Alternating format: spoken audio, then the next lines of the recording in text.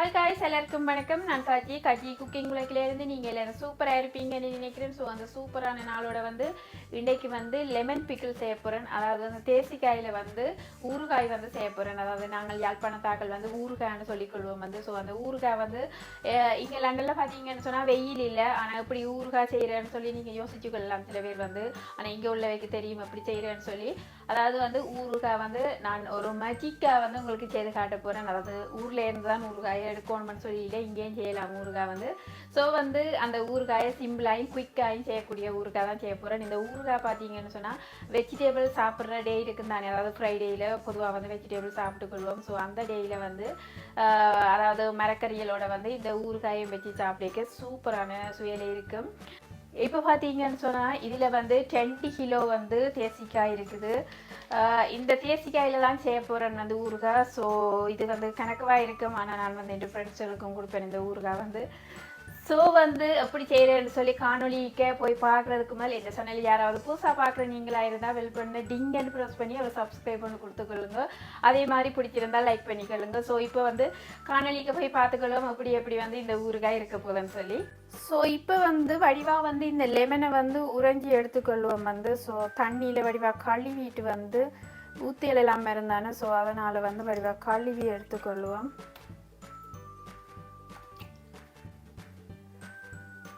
எவ்வளோத்துக்கு முடியுமோ அவ்வளோத்துக்கு வடிவாக உறைஞ்சிட்டு இதை கழுவி எடுத்துக்கொள்ளுங்க.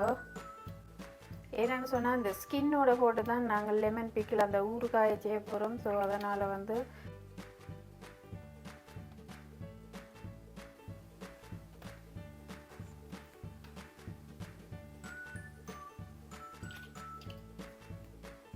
இப்போ வடிவாக கழுவிட்டேன்னு பார்த்தீங்கன்னு சொன்னால் இனி இது சின்ன சின்ன பீஸாக வெட்டி எடுத்துக்கொள்வோம்.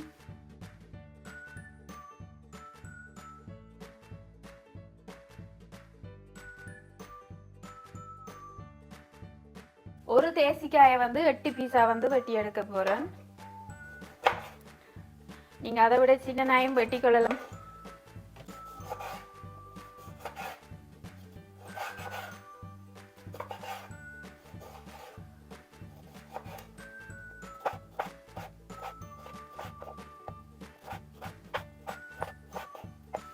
இப்போ வெட்டி வச்சிருக்கிற இந்த தேசிக்காய்க்கு உப்பு போட்டுக்கொள்கிறேன். இது ராக் சால்ட்ன்னு சொல்லப்படுகிற அந்த சால்ட் போட்டுக்கொள்கிறேன். இப்போ அதாவது ஒயிட் வைன் வினிகர் விடுறேன். நீங்கள் ஆப்பிள் சீடர் வினிகர் விட்டுக்கொள்ளலாம். இல்லைன்னு சொன்னால் நார்மல் வினிகர் கூடி விட்டுக்கொள்ளலாம். இது நான் 60 மில்லி விட்டுக்கொள்கிறேன்.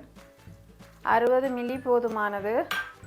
ஸோ இப்போ உப்பெல்லாம் போட்டு மிக்ஸ் பண்ணி வச்சுருக்கிறேன். இப்போ இந்த ப்ரெஷர் குக்கருக்கு அவிச்சு கொள்ள போகிறேன். ஸோ தண்ணி எதுவும் விடக்கூடாது. தண்ணி பட்டால் பழுதாயிடும். ஸோ தண்ணி எதுவும் விடாமல் இந்த வினிகர் இந்த உப்புலையே அவிச்சு கொள்ள போகிறேன். பார்த்தீங்கன்னு சொன்னால் 10 மினிட்ஸ் அவிச்சு கொள்ள போகிறேன்.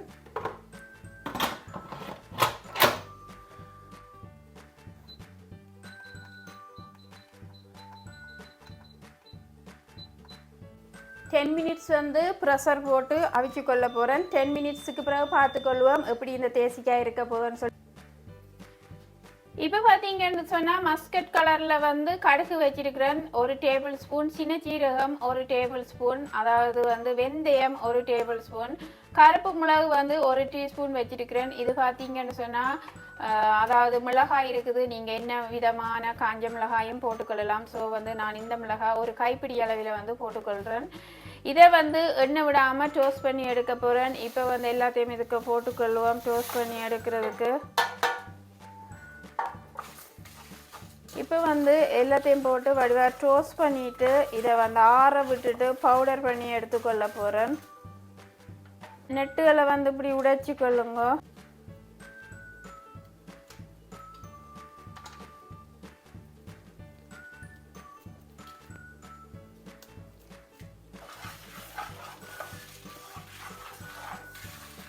இந்த ஸ்பைசியை இதுக்கு கொட்டி ஆற விட்டு கொள்ளுவோம்.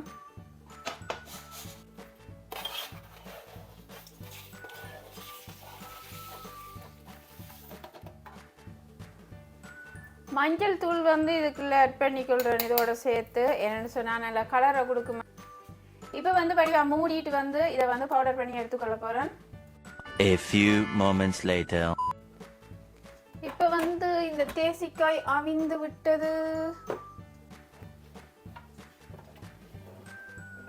பார்த்தீங்கன்னு சொன்னால் தேசிக்காய் அப்படி அவிஞ்சிருக்கு. தண்ணி எதுவும் இடையில வந்து அந்த தேசி புளியில் அந்த அவலத்துலேயும் வந்து அவிஞ்சிருக்கு. உங்களுக்கு பார்க்கவே தெரியுது. பார்த்தீங்கன்னு சொன்னால் நல்லெண்ணெய் விட்டுருக்குறேன் வந்து. ஸோ இது வந்து ஆனக்கோட்டை நல்லெண்ணெய்னு சொல்லி சுத்தமான நல்லெண்ணெய்னு சொல்லி எழுதப்பட்டிருக்கு. அதாவது ஆனக்கோட்டைன்னு சொன்னால் உங்களுக்கு தெரியும், யாழ்ப்பாணத்தில் உள்ள நல்லெண்ணெய்னு சொல்லப்பட்டிருக்கு. ஸோ இந்த நல்லெண்ணெய் வந்து 10 டேபிள் ஸ்பூன் அளவில் வந்து விட்டுருக்குறேன். இப்போ வந்து நல்லெண்ணெய் கொஞ்சம் சூடு வந்தோடனும் இந்த அரைச்சி வச்சிருக்கிற இந்த பவுடரை வந்து இதுக்குள்ளே போட்டுக்கொள்கிறேன். நல்ல ஹீட்டோட போடக்கூடாது, ஒரு லைட்டாக சூடு இருக்கும் பொழுது இதை வந்து போட்டுக்கொள்ளுங்க. இதை வந்து இப்படி வடிவாக மிக்ஸ் பண்ணிக்கொள்ளுங்க. இப்போ வந்து அடுப்பை வந்து மீடியம் ஹீட்டில் வந்து வச்சுக்கொள்ளுங்க, இல்லைன்னா லோ ஹீட்லேயே நீங்கள் வச்சிருக்கலாம். நான் வந்து லோவையும் விட கொஞ்சம் கூடுதலான இதில் வச்சிருக்கிறேன்னு பார்த்தீங்கன்னு சொன்னால் அப்படி இருக்குது. மசஞ்சு கொண்டு போகக்கூடிய அளவு ஸ்கின் வந்துருக்கு. ஸோ இதை வந்து இதுக்குள்ள நான் இப்படி வந்து கொட்டிக்கொள்கிறேன்.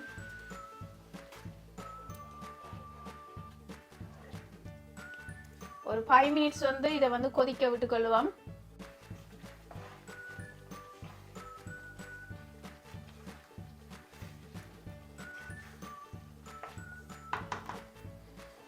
இப்போ பார்த்தீங்கன்னு சொன்னால் சூப்பர் டூப்பரான ஊறுகாய் செய்து காட்டியிருக்கிறேன். ஈஸியாகவும் குயிக்காகவும் செய்யக்கூடிய ஊறுகாய் வந்து. ஸோ நீண்ட நாட்கள் வந்து வெயில் தேவை, அது தேவை, இது தேவைன்னு சொல்லாமல் வீட்டிலேயே ஈஸியாகவும் குயிக்காகவும் செய்து வந்து சாப்பிடக்கூடியதும், அதாவது உப்பு எதுவும் அதிகம் போடாமல் ஆயில் எதுவும் போடாமல் வந்து செய்யப்பட்டது. வீட்டில் இப்படி வந்து ஹெல்த்தியான ஊறுகாயை நாங்கள் செய்து சாப்பிட்டு கொள்ளலாம்.